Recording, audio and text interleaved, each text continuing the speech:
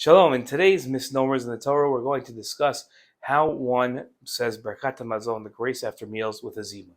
If three or more men, or if there are women at the table and there are not three men, if three or more women are at the table, they have an obligation of not just Birkat Hamazon, not just saying the grace after meals if they've eaten bread together, but they have an obligation of what's called Zimun, Birkat Hazimun.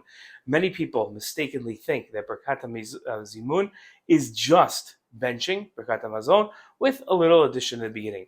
Nothing could be further from the truth.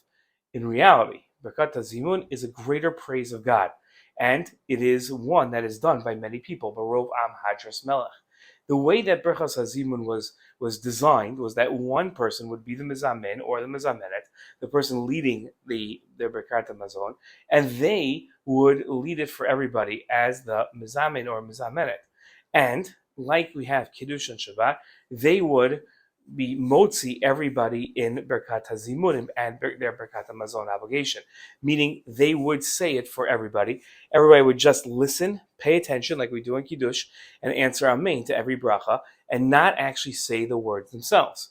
This seems strange because this is hardly ever done. We don't see this. And the reason we don't see this that often is because a couple of hundred years ago, the Torah said that people are having trouble focusing for that long. Birkat Hamazon is a pretty long time to be focused on just what somebody else is saying without saying the words yourself. What he suggested was that people say the Birkat Hazimun word for word with the mizamen, meaning saying word for word, but when it comes to the bracha, they shouldn't actually say the brachos at the end. That's when they should stop and listen and answer Amen. Today, the custom has somewhat become that where everybody benches to themselves. The Birkat Hazimun is said by everybody, but what has not changed is that the mizamen should still be saying every word out loud, not just the first or last words of each bracha, and having in mind to be yotze anybody that wants to rely on their Birkat Hazimun or Birkat Hamazon in order to fulfill their own obligation.